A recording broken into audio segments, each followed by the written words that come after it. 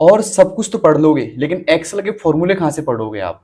अगर मान लो पढ़ भी लिए एक्सेल के फॉर्मूले तो समझ में नहीं आएंगे आपको। अगर समझ में भी आ गए तो 1-2 घंटे रहेंगे, फिर भूल जाओगे आप। इसलिए मैं आज आपको बता रहा हूँ एक्सेल के फॉर्मूले। जैसे पहला फॉर्मूला है, सम का फॉर्मूला क्या कार्य करता है। ये क्वेश्चन है दोस्तों, सम का फॉर्मूला क्या कार्य करता है। 4 ऑप्शन तो दिखाई देंगे आपको, लेकिन इस फॉर्मूले का जो प्रैक्टिकल करके बताऊंगा ना मैं, तब आपको अच्छे समझ में आ जाएगा। दोस्तों आपकी एग्जाम चाहे कोई सी भी हो, चाहे राजस्थान पुलिस की हो, चाहे पटवारी की हो, चाहे 4th ग्रेड की हो, चाहे बीएसएफ एसएम की हो, ये क्लास सबके लिए इंपॉर्टेंट है। तो आइए देखिए क्लास। दोस्तों मैं लेके आया हूँ इस एक्सेल की क्लास के अंदर एक्सेल फॉर्मूला। मैं आपको काफी सारे फॉर्मूले पढ़ाऊंगा आज, और मैं प्रैक्टिकल बताऊंगा कि कौन सा फॉर्मूला क्या काम करता है और कैसे वर्क करता है।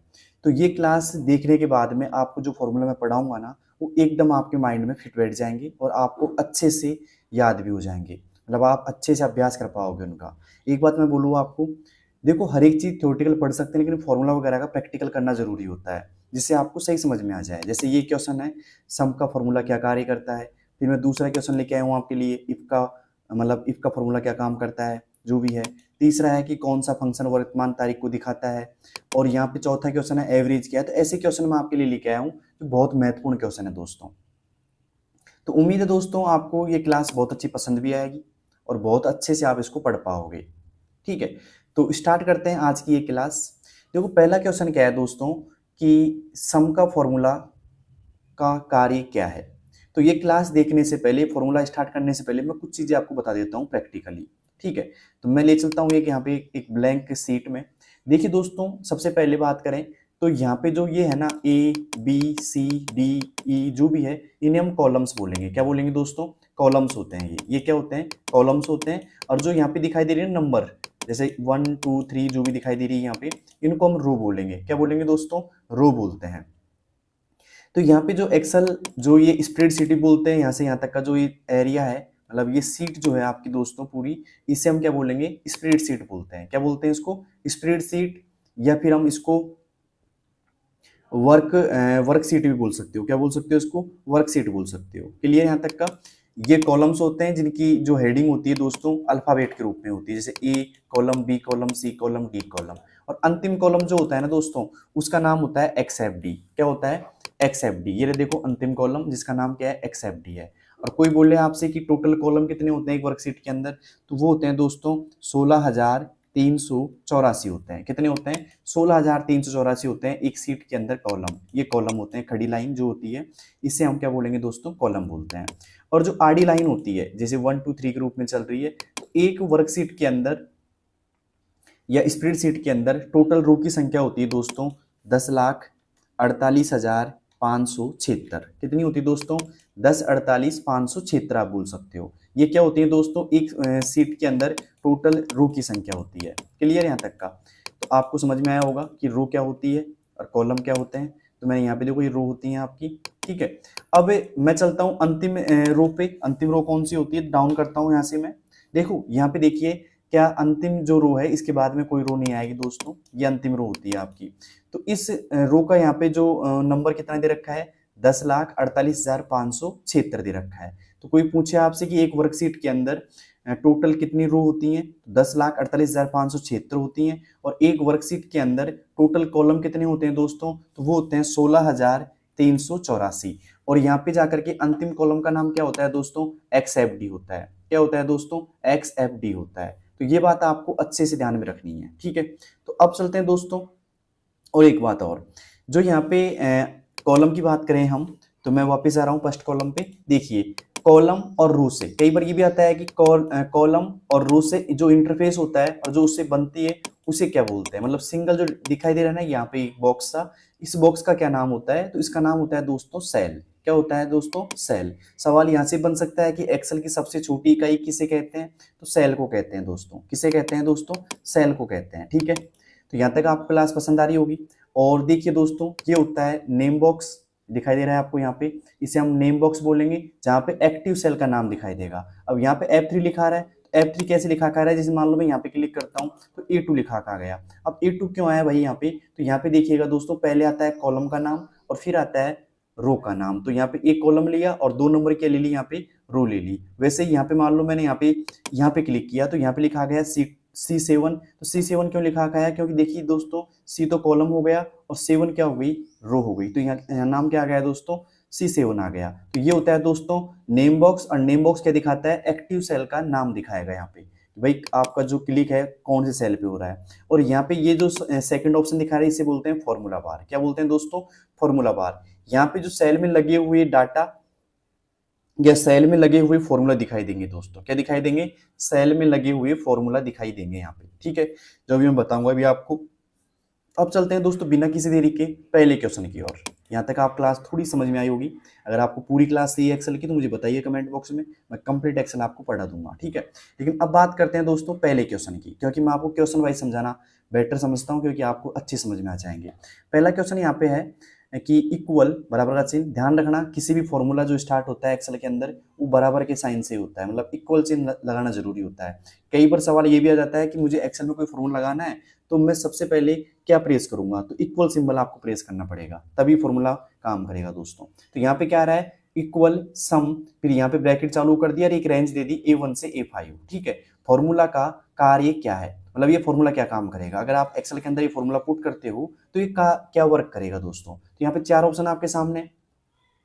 पहला ऑप्शन है A1 से A5 तक अंकों को जोड़ता है।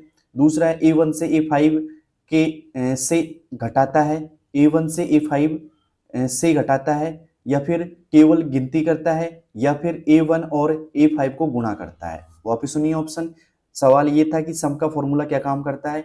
A1 से A5 तक के अंकों को जोड़ता है, या फिर A1 को A5 से घटाएगा, या फिर केवल गिनती करता है, या फिर A1 और A5 को गुणा करता है। तो बताइए दोस्तों, अगर आपने सम का फॉर्मूला पढ़ रखा है तो आप आंसर दे सकते हो डायरेक्टली, फिर मैं आपको इसका प्रैक्टिकल करके बताऊंगा दोस्तों। तो बताइए दोस्तों किस किस को ये फॉर्मूला समझ में आया कि क्या काम कर रहा है ये? अगर आपको आया तो आप बताइए कमेंट बॉक्स में अभी, ठीक है। मैं आपको देता हूँ 3 सेकंड। 3 सेकंड के अंदर आप डायरेक्ट लिखिए कि सम का फॉर्मूला काम क्या करता है। अंकों को जोड़ता है, घटाता है, गिनती करता है या गुणा करता है। तो बताइए दोस्तों क्या काम करता है? बता दिया होगा चाहता आपने। अब मैं बताता हूँ दोस्तों इसका प्रैक्टिकल करके। अगर मान लो मैंने ये फॉर्मूला पुट किया कि सम A1 से A5, तो ये क्या कार्य करेगा, रिजल्ट क्या देगा, आउटपुट क्या देगा? तो मैंने देखिए दोस्तों यहाँ पे देखिएगा A1 से A5 तक मैंने एक रेंज ले रखी है, नंबर्स ले रखे हैं, मतलब कुछ है ना। तो यहाँ पे मैं इनको अप्लाई करके दिखाता हूँ अभी। तो मैं यहाँ पे लगा देता हूँ, जैसे मैंने लगाया यहाँ पे इक्वल लगाना जरूरी होता है, क्योंकि दोस्तों सम का फॉर्मूला या कोई सी फॉर्मूला को काम वर्क करेंगे तो इक्वल सिंबल लगाना जरूरी होता है। मैं लगाऊंगा यहाँ पे इक्वल सम, लिखा मैंने यहाँ पे SUM, ब्रैकेट चालू करेंगे दोस्तों। यहाँ से ब्रैकेट चालू करने के बाद में अब यहाँ पे आ रहा है कि कौन सा नंबर आर्ग्यूमेंट देना है यहाँ पे, तो मैं दे देता हूँ यहाँ से A1 से A5 तक की रेंज दे दी मैंने यहाँ पे, A1 से A5 तक की रेंज, और ब्रैकेट कर दूंगा दोस्तों यहाँ से क्लोज। और मैं जैसे ही एंटर करता हूँ ना तो यहाँ पे लिखा गया दोस्तों 130। तो आपको क्या लग रहा है क्या रिजल्ट आया होगा? तो इसने भाई साहब जोड़ा है यहाँ पे, जैसे 20 और 30 कितने हो गए? 50, 50 और 40 कितने हो गए? 90, 90 और 10 कितने हो गए? 100, और 100 और 30 कितने हो गए दोस्तों? 130 हो गए। तो यहाँ पे क्या आउटपुट आ गया दोस्तों? 130 आ गया। क्लियर? और देखिए दोस्तों यहाँ पे मैंने फॉर्मूला लगाया, जो ये लगाया था इक्वल सम A1 से A5, ठीक है। तो ये क्या रिजल्ट दे रहा है दोस्तों? ये दे रहा है यहाँ पे 130 ला करके। तो यहाँ पे कौन सा ऑप्शन सही होगा आपके हिसाब से बताइएगा दोस्तों। क्या अंकों को जोड़ा इसने, क्या घटाया इसने, क्या गुणा किया इसने, या गिनती की? तो दोस्तों यहाँ पे क्या कर रहा है ये? A1 से A5 तक के अंकों को जोड़ता है। क्या करता है दोस्तों? A1 से A5 तक के अंकों को जोड़ता है। तो इसका आंसर क्या हो जाएगा दोस्तों? A option. बताइए दोस्तों किस किस का ये क्वेश्चन एकदम राइट था? बताइए दोस्तों किस किस का राइट था एकदम क्वेश्चन? अगर आपका राइट था तो कमेंट बॉक्स में बताइएगा कि सर मेरा क्वेश्चन ये राइट था। तो दोस्तों ये क्वेश्चन आपको अच्छे समझ में आया होगा। अब चलते हैं दोस्तों अगले क्वेश्चन की ओर। तो सम का फॉर्मूला आपको अच्छे समझ में आ गया। सम का फॉर्मूला काम करता है क्या है दोस्तों? जोड़ता है, ठीक है। तो अब चलते हैं अगले क्वेश्चन की ओर। अगला क्वेश्चन है यहाँ पे देखिएगा दूसरी सीट में। तो यहाँ पे देखिएगा क्वेश्चन क्या लिखा है कि इफ A1 बड़ा है 10 से, यस या नो, ठीक है। तो यहाँ पे आपको ये फॉर्मूला है, ये फॉर्मूला का रिजल्ट क्या आने वाला है दोस्तों? तो ये आएगा यदि A1 छोटा है 10 से तो यस दिखाएगा, या यदि A1 बड़ा है 10 से तो नो दिखाएगा, यदि A1 बड़ा हो 10 से तो क्या दिखाएगा? यस दिखाएगा, या A1 बराबर हो तो एरर दिखाएगा। बताइए दोस्तों क्या होगा इसका सही जवाब? ठीक है, बताइए क्या होगा इसका सही जवाब? तो फॉर्मूला ये है दोस्तों कि अगर मान लो आपका A1 सेल में, मैं यहाँ पे लगा के दिखा देता हूँ, अगर आपको इसका आंसर आता है तो आप दी मतलब कमेंट बॉक्स में दीजिएगा एक बार। तो मैं बताता हूँ दोस्तों क्या होगा इसका सही जवाब। तो यहाँ पे जाकर के मैं एक इफ का फॉर्मूला इंसर्ट कर लेता हूँ। जैसे मान लो मैंने यहाँ पे ए वैल्यू A1 ये रहा, ठीक है, या A1 में यहाँ पे A1 कर देता हूँ और A1 के अंदर मैं लिख देता हूँ 15। कितना लिख देता हूँ दोस्तों? 15 लिख देता हूँ। अब मैंने यहाँ पे फॉर्मूला इंसर्ट किया, कहीं भी कर लेता हूँ, मान लो मैं यहाँ पे कर लेता हूँ फॉर्मूला इंसर्ट या फिर इस जगह पे कर लेता हूँ। मैंने लिखा इक्वल, फिर मैं लिखूंगा यहाँ से इफ का फॉर्मूला, इफ, ठीक है। मैं थोड़ा इनको बड़ा कर लेता हूँ, थोड़ा आपको दिखाई नहीं दे रहा होगा, मैंने यहाँ पे फॉन्ट साइज बढ़ा ली इनकी, ठीक है। और मैंने लिखा इक्वल, इफ का फॉर्मूला लगाया मैंने यहाँ पे पूरा, इफ लिखा, ब्रैकेट चालू किया, यहाँ से मैं लिख रहा हूँ A1। यहाँ पे लिखेंगे हम जो लॉजिक टेस्ट है ना, दिखाई दे रहा है आपको लॉजिक टेस्ट, यहाँ पे मैं लिखूंगा A1 ये सिंबल लगाऊंगा ऐसा, और ये लिख दूंगा यहाँ पे 10, लिख दिया मैंने 10, और कॉमा लगाया मैंने यहाँ पे। ये लगाने के बाद में मैं यहाँ पे इन्वर्टेड कॉमा यस लिखूंगा, मतलब अगर ये वैल्यू ट्रू हुई, तो यहाँ पे देखो लिखा रखा है लॉजिक टेस्ट के बाद में आ रहा है वैल्यू इफ ट्रू। अगर ये वैल्यू जो आर्ग्यूमेंट आपने दिया है, जो तर्क आपने दिया है, अगर वो सही है तो यस दिखाई देगा, वरना क्या दिखाई देगा दोस्तों? यहाँ पे नो दिखाई देना चाहिए। तो मैंने यहाँ पे नो लिख दिया। आपको भी ऐसे कैसे प्रैक्टिकल देखना है दोस्तों। ये करने के बाद में यहाँ से ब्रैकेट कर देंगे दोस्तों बंद हम, और यहाँ पे जाके क्या एंटर प्रेस करना है दोस्तों। तो क्या आंसर आया यहाँ पे दोस्तों? यस आया। क्या दिखाई दिया आपको? यस। तो आप कह सकते हो कि अगर ये फॉर्मूला आप इनपुट करोगे तो यस दिखाएगा। क्या दिखाएगा दोस्तों? यस दिखाएगा। तो यहाँ पे देखो, यहाँ भी यस दिखा रहा है पहले ऑप्शन में भी, लेकिन देखिए दोस्तों पहले ऑप्शन में क्या हो रहा है, जो सिंबल है ना ये वाला, ये देखो उल्टा दिखाई दे रहा है यहाँ पे, ठीक है। तो ये जो सही ऑप्शन होगा वो होगा दोस्तों सी ऑप्शन इसका। तो आई होप आपको ये क्वेश्चन समझ में आया होगा। सी ऑप्शन पे लगा लीजिए टिक, ठीक है। तो सी ऑप्शन क्या होगा दोस्तों? यहाँ पे सही होगा। यदि A1 बड़ा हो 10 से तो क्या दिखाएगा दोस्तों? यस दिखाएगा, क्योंकि हमारा आउटपुट क्या दिखाई दे रहा है दोस्तों? यस दिखाई दे रहा है। आई होप ये क्वेश्चन आपको समझ में आया होगा। अगर आया है तो बताइए कमेंट बॉक्स में कि सर आ गया। अब चलते हैं दोस्तों अगले क्वेश्चन की ओर बिना किसी देरी के। दोस्तों अगर आपको सारे फॉर्मूले पढ़ने हैं ना तो मेरी क्लास आपको देखनी पड़ेगी, मैं आपको प्रैक्टिकल बता रहा हूँ, ये बात ध्यान रखिएगा। अब चलते हैं दोस्तों अगले क्वेश्चन की ओर। अगला क्वेश्चन है यहाँ पे तीसरा क्वेश्चन क्या है दोस्तों? कौन सा फंक्शन वर्तमान तारीख दिखाता है? ठीक है, तो कौन सा फंक्शन क्या दिखाएगा दोस्तों? वर्तमान तारीख। बताइए दोस्तों, चार ऑप्शन आपके सामने, पहला है नाउ का, दूसरा टू डे, तीसरा डेट और चौथा है दोस्तों टाइम। बताइए दोस्तों कौन सा फंक्शन यहाँ पे वर्तमान तारीख को दिखाता है? ठीक है, तो यहाँ पहला ऑप्शन है नाउ का, दूसरा टू डे का, तीसरा डेट का और चौथा दोस्तों है टाइम का। तो आपको अगर आता है इसका जवाब तो आप कमेंट बॉक्स में दे सकते हो, और नहीं आता है तो मैं आपको बताऊंगा प्रैक्टिकल करके इसका। ठीक है, तो बताइए दोस्तों किस किस को आता है इसका पहले से आंसर? क्या आपने इसका प्रैक्टिकल किया है या फिर आप सिर्फ बुक से इसको रट रहे हो एक तरीके से? कई मतलब विद्यार्थी ऐसे होते हैं जो किताब ले आएंगे एक्सेल वगैरह की, मतलब कंप्यूटर की, और वहां पे उसको पढ़ करके रटेंगे क्वेश्चंस को। दोस्तों यहाँ पे प्रैक्टिकल से कई बार सवाल पूछ ले जाते हैं आपसे फॉर्मूला के, तो फिर आप उनमें अटक जाओगे और उनका आंसर आप सही नहीं दे पाओगे। ठीक है, तो इसलिए आपको प्रैक्टिकल करना जरूरी होता है। तो यहाँ पे पहला यहाँ पे सवाल तो ये है कि कौन सा फंक्शन वर्तमान तारीख को देता है, और यहाँ पे एक तरीके से पहला ऑप्शन है नाउ का, दूसरा टू डे का, तीसरा डेट का और चौथा है दोस्तों टाइम का। दोस्तों जो नाउ का फॉर्मूला जो फंक्शन होता है ना, वो क्या काम करता है मैं यहाँ पे करके बताता हूँ एक बार। मैंने किया इक्वल, मैं लिखता हूँ यहाँ पे NOW नाउ, ठीक है, आपको दिखाई दे रहा होगा NOW नाउ, ब्रैकेट चालू करेंगे यहाँ पे और बंद कर देंगे। और मैं जैसे ही एंटर प्रेस करता हूँ ना, तो यहाँ पे देखिए क्या आने वाला है दोस्तों, यहाँ पे डेट भी आ रही है 13/7/2025 और यहाँ पे टाइम भी आ रहा है 10:49।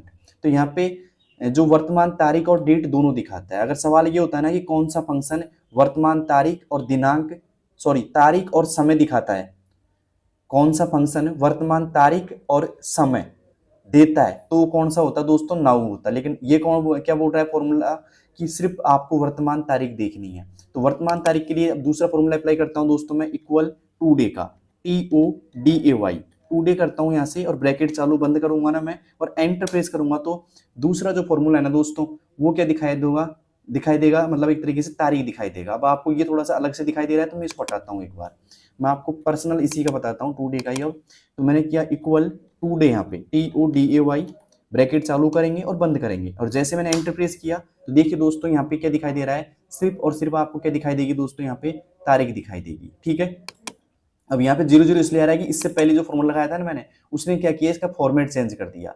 तो इसको मैं दूसरी सेल में निकाल के बताता हूँ एक बार और, जिससे अच्छे समझ में आ जाएगा आपको। इक्वल टू डे, ठीक है, ब्रैकेट चालू, ब्रैकेट बंद और एंटर। तो देखिए इसमें क्या आ रहा है, ओनली अब डेट आ रही है। तो कौन सा सही होगा इसमें ऑप्शन, बी ऑप्शन ठीक होगा, टू डे का फॉर्मूला। तो लगा लीजिए यहाँ पे बी ऑप्शन पे टिक। और नाउ का फॉर्मूला क्या काम करता है दोस्तों, नाउ का करता है कि वर्तमान तारीख और समय, डेट एंड टाइम दोनों दिखाता है दोस्तों। किसका फॉर्मूला, नाउ का फॉर्मूला। तो ये क्वेश्चन आपको अच्छे समझ में आया होगा। किस किस को ये क्वेश्चन समझ में आया बताइए कमेंट बॉक्स में। और ये क्लास कैसी लग रही दोस्तों, क्या आपको हेल्पफुल क्लास लग रही है ये, अगर लग रही है तो आप कमेंट बॉक्स में बताइएगा। और ध्यान रखिएगा इस क्लास में से एक दो क्वेश्चन जो एक्सेल के फॉर्मूला का है ना वो आ सकते हैं, क्योंकि मैंने बहुत इंपॉर्टेंट फॉर्मूले यहाँ पे इस क्लास में लिए हैं दोस्तों, और सबको मैं प्रैक्टिकली समझा रहा हूँ। तो आई होप आपको ये क्लास अच्छे से समझ में आएगी। अब चलते हैं दोस्तों चौथे क्वेश्चन की ओर। चौथा क्वेश्चन है एवरेज A1 से A5 से क्या प्राप्त होता है, माध्यिका, बहुलक, औसत या फिर योग। ठीक है, तो अभी मैंने जस्ट बताया था कि कुल योग निकालना है किसी का, तो आपको लगाना पड़ेगा दोस्तों सम का फॉर्मूला। किसका फॉर्मूला दोस्तों, सम का फॉर्मूला। तो एवरेज जो A1 से A5 के बीच में जो प्राप्त होता है ना वो क्या प्राप्त होता है, आपको अगर आता है एवरेज का फॉर्मूला तो बता सकते हो कमेंट बॉक्स में। आप नहीं आता है तो देखिएगा दोस्तों, जैसे मान लीजिए मैंने यहाँ पे कुछ संख्याएं लिख दी, मैंने यहाँ पे कुछ संख्या लिख दी नीचे, यहाँ पे लिख देता हूँ इस जगह पे मैंने 10 लिख दिया मैंने, फिर मैंने लिख दिया 20 और फिर मैंने लिख दिया यहाँ पे इस जगह पे लिख देता हूँ 30। अब मैं इनमें लगाता हूँ एवरेज का फॉर्मूला। तो मैंने लगाया यहाँ पे इक्वल, आपको दिखाई दे रहा होगा AVERAGE एवरेज, ब्रैकेट चालू करेंगे यहाँ से और ये नंबर ले लेता हूँ मैं ऐसे कैसे तीनों के तीनों। ठीक है, तो मैंने एक रेंज ले ली यहाँ पे I7 से K7 तक, और यहाँ से मैंने इसको ब्रैकेट को कर दिया बंद। और जैसे मैं एंटर प्रेस करता हूँ ना दोस्तों तो यहाँ पे आ गया 20। अब 20 क्या है दोस्तों, तो 20 यहाँ पे दोस्तों क्या है, औसत निकल के आया है। 10, 20 और 30 को आपस में जोड़ेंगे और फिर इसमें 3 का भाग लगा देंगे। तो आपने बचपन में पढ़ा होगा, मतलब बचपन में क्या अभी पढ़ रहे होंगे आप, मैथ के अंदर औसत का फॉर्मूला क्या होता है, राशियों का योग बटा राशियों की संख्या। तो यहाँ पे राशि मतलब जो वैल्यू है, वैल्यू का योग बटा वैल्यू की संख्या भी आप बोल सकते हो। तो 10 और 20 कितने हो गए दोस्तों, 30, और 30 60 हो गए, और 60 में कितने का भाग देंगे दोस्तों, 3 का भाग देंगे, तो यहाँ 20 आ गया। मतलब एक तरीके से औसत निकाल रहा है। क्या निकालेगा दोस्तों, ये औसत निकालेगा। तो इसका सही जवाब क्या होगा दोस्तों, औसत होगा। तो किस किस को इसका आंसर पहले से पता था या किस किस ने अभी सीखा दोस्तों औसत निकालना, बताइए कमेंट बॉक्स में। और क्लास कैसी लग रही है इसके, मतलब ये मेरी अभी तक की पहली क्लास है जो मैं जिसमें फॉर्मूले समझा रहा हूँ आप लोगों को।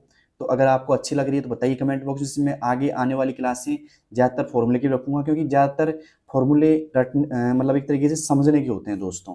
जो लोग फॉर्मूलों को समझेंगे ना वही सही करके पाएंगे, और जो रट के जाएंगे ना तो वो उनका गलत होने के चांस ज़्यादा होते हैं दोस्तों। तो बताइए दोस्तों कैसी लग रही क्लास।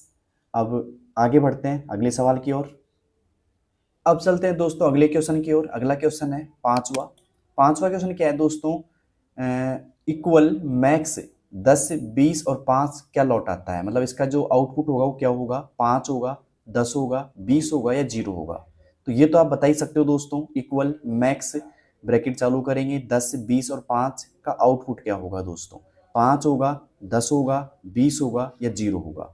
बताइए दोस्तों क्या होगा, आप बता सकते हो इसका आंसर, क्योंकि ये क्वेश्चन आपने पढ़ा भी होगा, और अगर आपने प्रैक्टिकल किया तो बहुत अच्छी बात है, आपको अच्छे से आता होगा। तो कौन कौन लोग हैं जो इसका आंसर दे सकते हैं, किस किस की तैयारी बेस्ट है वो पता लग जाएगा आज दोस्तों कि एक्सेल में किस किस ने अच्छे से पढ़ रखा है।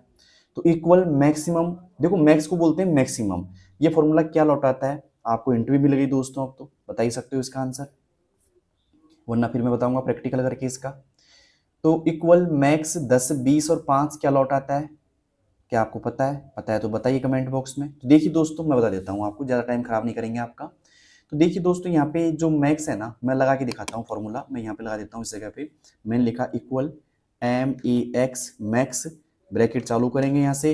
अब नंबर क्या है दोस्तों, यहाँ पे देखिएगा नंबर यहाँ पे दे रखा है 10, मैं लिख देता हूँ 10, फिर यहाँ पे लगाया कॉमा 20, कॉमा 5 ये लगाया इसने, और ब्रैकेट कर दिया दोस्तों बंद।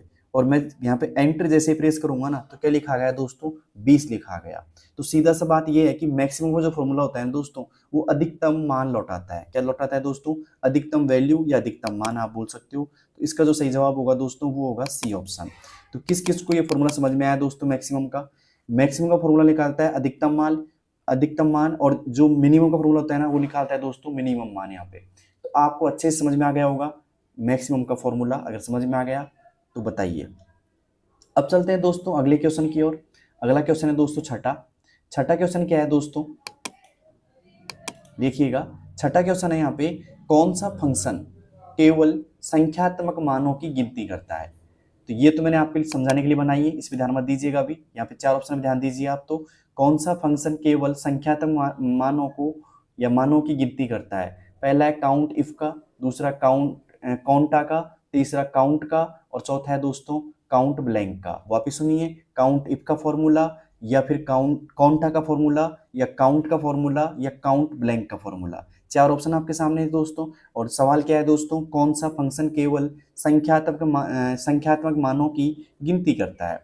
मतलब जो संख्या है ना, वैल्यू, अंकों की गिनती कौन करता है इनमें से।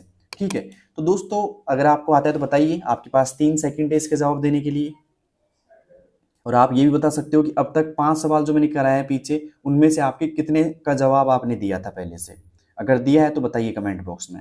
दोस्तों यहाँ पे 4 फॉर्मूले हैं, काउंट इफ का है, काउंटा का है, काउंट का है, और काउंट ब्लैंक का है। तो मैं यहाँ पे बता रहा हूँ, जो काउंट इफ का फॉर्मूला होता है ना, वो तो कंडीशन के रूप में आपकी गिनती करेगा। इसको कोई मतलब नहीं संख्याओं से, ये कंडीशन के रूप में चलेगा दोस्तों। ठीक है, क्योंकि इफ का फॉर्मूला अगर लग जाता है ना किसी फंक्शन में, तो वो कंडीशन के ऊपर बात करता है फिर। तो अब बात करेंगे यहाँ पे काउंटा की।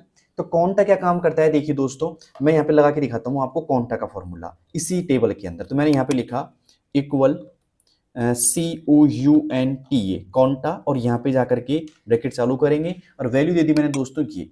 तो काउंटा का फॉर्मूला मैं आउटपुट से पहले बता देता हूँ क्या काम करता है। ये भरी हुई सेलों को, मतलब जो खाली नहीं है ना, भरी हुई सेल है जिनमें मान है, चाहे वो संख्यात्मक हो चाहे वो लेटर के रूप में, मतलब अल्फाबेट के रूप में हो, वो सबको काउंट कर लेगा। तो देखिए मैंने जैसे एंटर करूंगा ना, तो यहाँ पे क्या आया आउटपुट 7 आया। अब 7 क्यों आया दोस्तों, काउंटा के फॉर्मूला से क्या आया दोस्तों, आउटपुट यहाँ पे 7 आया। तो 7 क्यों आया, देखिए दोस्तों इसने 50, मतलब 1 2 3 4 5 6 और 7, मतलब ये 7 जो यहाँ पे लिखे हुए हैं ना, चाहे वो संख्यात्मक मान हो चाहे अल्फाबेट के रूप में हो, वो सभी को काउंट कर लेता है।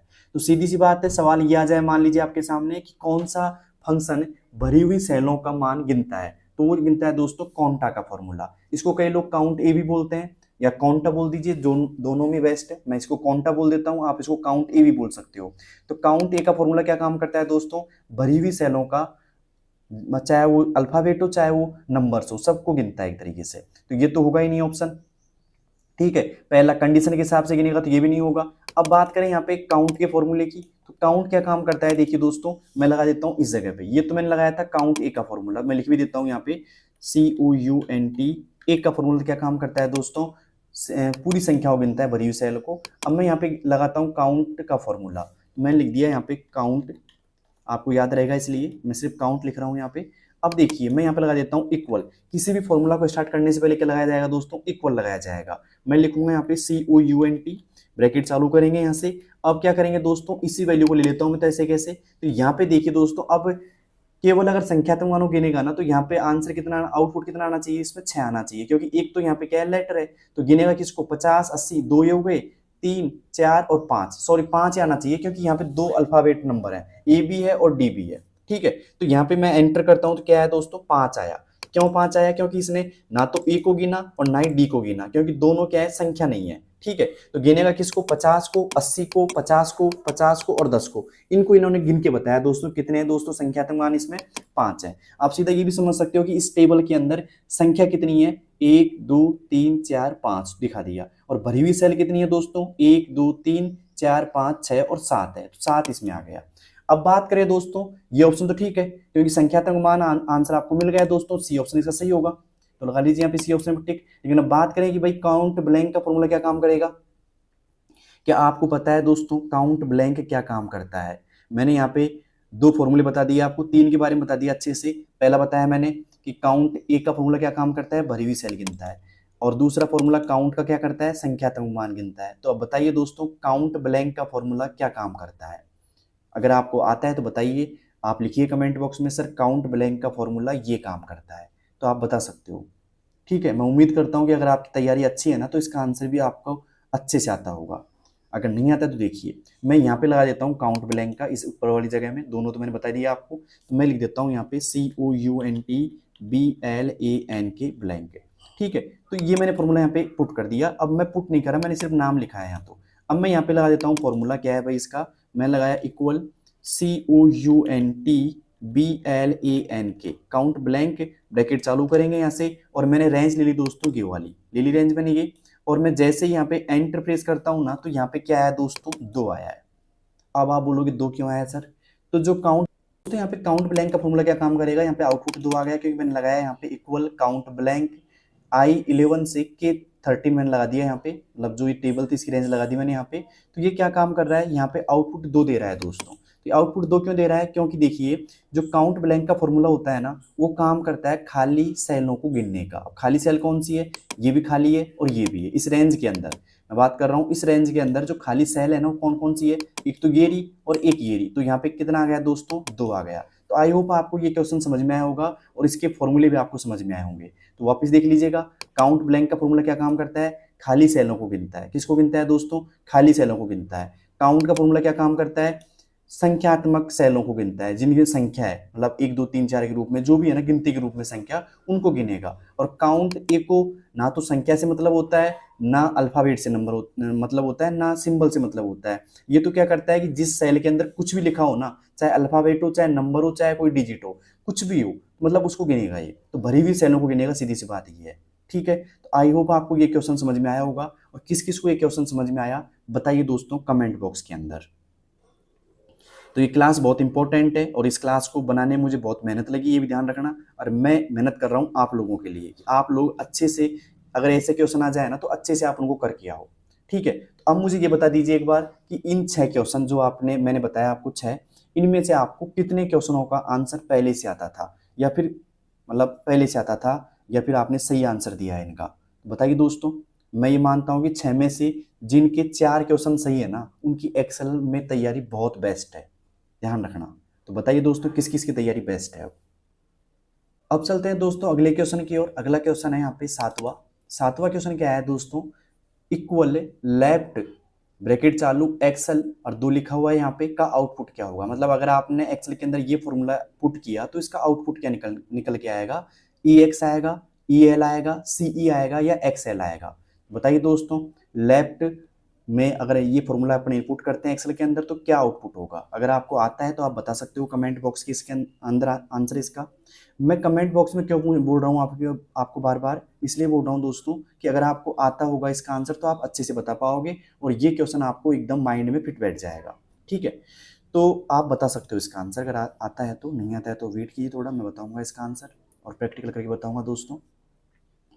तो देखिए दोस्तों, यहाँ पे मैं लगाता हूँ यही फॉर्मूला सेम, तो मैंने यहाँ पे लगाया इस जगह पे, फिर मैं इसको समझाऊंगा कि क्या काम कर रहा है ये। मैंने कहा यहाँ पे इक्वल, मैं थोड़ा फॉन्ट साइज बड़ा कर लेता हूँ इसका, यहाँ से जाएंगे हम, फॉन्ट साइज बड़ा कर देंगे थोड़ा। मैं कर रहा हूँ यहाँ पे, देखिए दोस्तों इक्वल, मैं लिख रहा हूँ यहाँ पे LEFT लेफ्ट ब्रैकेट चालू करेंगे यहाँ से, और यहाँ पे देखिए मैंने क्या लिखा, मैंने यहाँ पे लिखा, टेक्स्ट में लिखा मैंने यहाँ पे EXCEL, एक्सेल लिखा मैंने, EXCEL सही है। और यहाँ से मैंने इसको इन्वर्टेड कॉमा में बंद किया, कॉमा लगाया, और यहाँ पे क्या लिखा है 2 है तो मैंने यहाँ पे 2 पुट कर दिया ऐसे कैसे, और ब्रैकेट को कर दिया दोस्तों मैंने बंद। और जैसे मैं एंटर प्रेस करता हूँ ना, तो क्या आउटपुट आया दोस्तों, EX आया। क्या आया दोस्तों, EX आया। मैंने तो जूम कर दिया इसको, EX देखिएगा, EX आउटपुट आया। तो इसका सही जवाब क्या होगा दोस्तों, EX होगा। अब आपको लगेगा भाई EX ही क्यों आया, क्या मतलब इस फॉर्मूले का। तो ये क्या काम कर रहा है दोस्तों, मैंने यहाँ पे जब एक्सेल लिखा ना, मैं लिखता हूँ वापिस से, देखिए दोस्तों एक्सेल लिखता हूँ यहाँ पे EXCEL एक्सेल, और मैंने इसको जूम भी कर दिया। हाँ जूम कर देता हूँ मैं, ये मैंने फ़ॉन्ट साइज बढ़ा दी इसकी, जूम किया। ठीक है, अब यहाँ पे ये क्या काम करेगा, लेफ्ट का काम ये करता है कि लेफ्ट साइड से इसको दो कैरेक्टर चाहिए। मतलब लेफ्ट का फॉर्मूला क्या काम करता है कि एक्सेल है ना, इसके लेफ्ट साइड से आपको 2 कैरेक्टर चाहिए। तो एक्सेल लिख दिया मैंने। अब लेफ्ट कहाँ हो गया दोस्तों, लेफ्ट हो गया इस साइड से, ये साइड आपका राइट होता है और ये होता है दोस्तों लेफ्ट होता है। तो लेफ्ट से इसने पहला लिया E और दूसरा ले लिया X।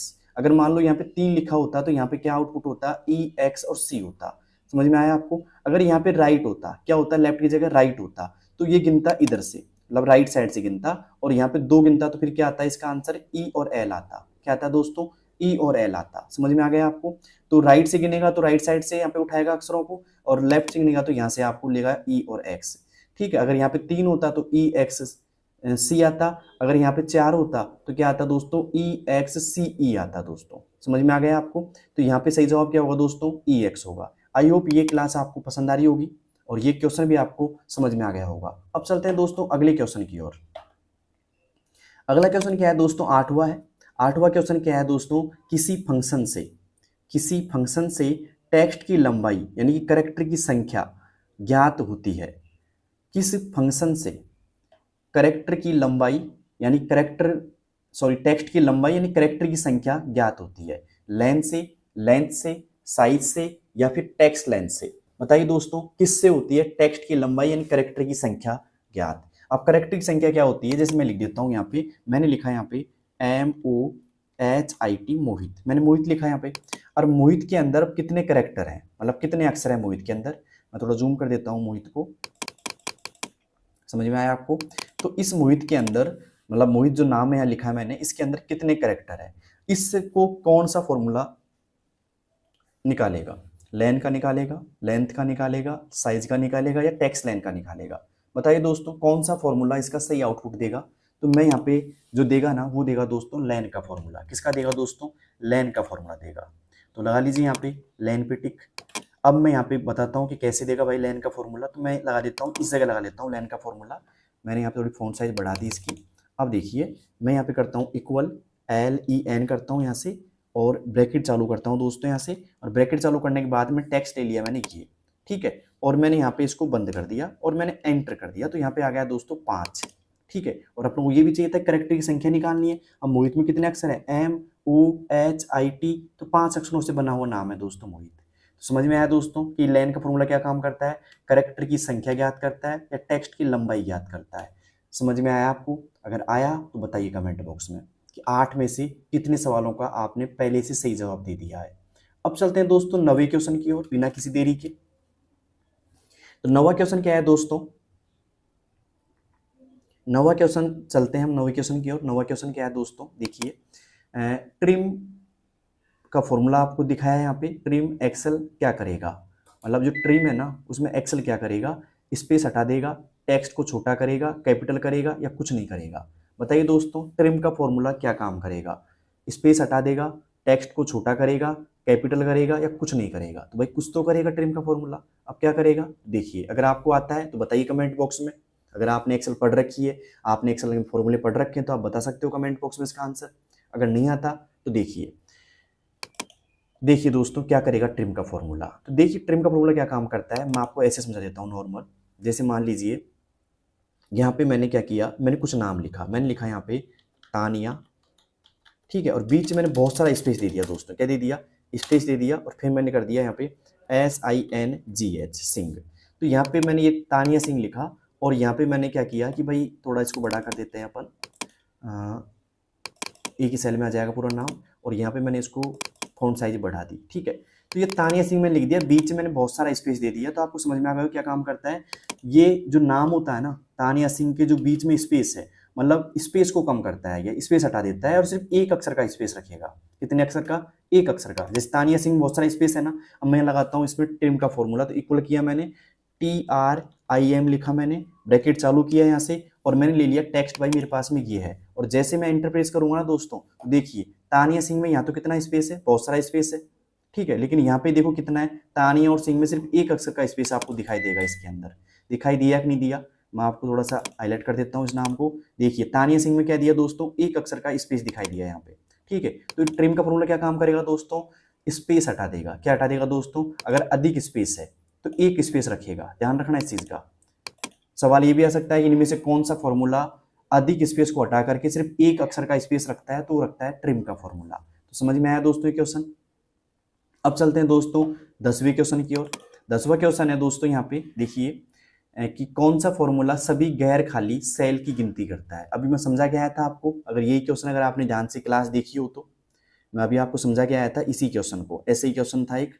तो देखिए दोस्तों कौन सा फॉर्मूला सभी गैर खाली सेल की गिनती करता है। अब गैर खाली कौन सी होती है, देखो एक तो होती है खाली, एक होती है गैर खाली। तो खाली तो कौन सी होती है, जैसे मान लो ये टेबल है आपके सामने, इस टेबल के अंदर खाली तो कौन सी, एक तो ये रही खाली और एक ये रही खाली। और गैर खाली कौन सी हो गई, जो खाली नहीं है। तो ये भी खाली नहीं है, ये भी गैर खाली है, ये भी गैर खाली है और ये भी गैर खाली है। तो इन सेलों की गिनती करने के लिए कौन सा फॉर्मूला काम आएगा दोस्तों, 4 फॉर्मूले आपके सामने यहाँ पे हैं। पहला काउंट का, दूसरा काउंटा का, तीसरा काउंट इफ का और चौथा दोस्तों काउंट ब्लैंक का। तो ये क्लास में मैंने अभी आपको डिस्कस किया था इसके बारे में कि काउंट ब्लैंक तो क्या काम करता है दोस्तों, सभी खाली सेलों को गिनता है। किसको गिनता है दोस्तों, खाली सेलों को गिनता है। आई बात समझ में आपको? तो खाली सेलों को कौन गिनता है दोस्तों, काउंट ब्लैंक का फॉर्मूला गिनता है। तो काउंट ब्लैंक का तो क्या काम करेगा, सभी खाली सेलों को गिनेगा। जैसे मैं बताता हूँ आपको, मैं यहाँ पे लगा देता हूँ इस फॉर्मूले को, इक्वल COUNTBLAN के ब्लैंक।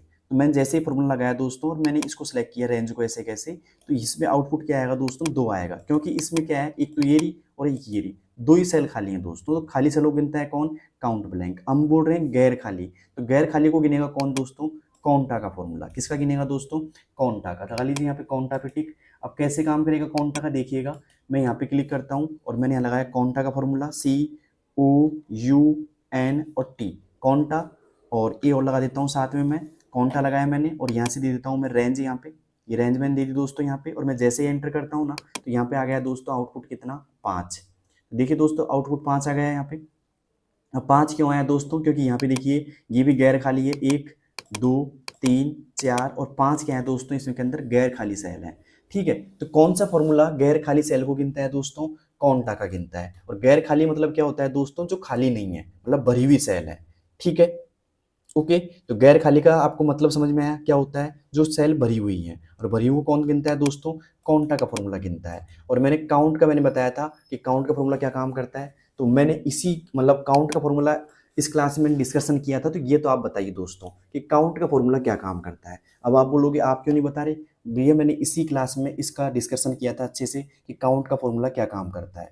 ठीक है, अगर आपने क्लास अच्छी देखी होगी तो आपको अच्छे से पता होगा दोस्तों काउंट का फॉर्मूला क्या काम करता है। और इसी का मुझे आप कमेंट बॉक्स में जवाब दीजिए कि सर काउंट का फॉर्मूला ये काम करता है। मैं देखता हूँ कि कौन कौन इस क्वेश्चन का सही जवाब दे पाता है। ठीक है, तो दोस्तों कैसी लगी आपको ये क्लास, एक छोटा सा प्रयास था आपको फॉर्मूले समझाने का। अगर आपको अच्छी लगी क्लास तो लाइक शेयर और सब्सक्राइब जरूर करना। क्लास से क्या अनुभव प्राप्त हुआ, ठीक है, कितना आपको समझ में आई क्लास, ये आप कमेंट बॉक्स में बताना। और ये क्लास उन लोगों के पास भेज दीजिए जिनकी हाल फिलहाल में कोई कंप्यूटर की एग्जाम है।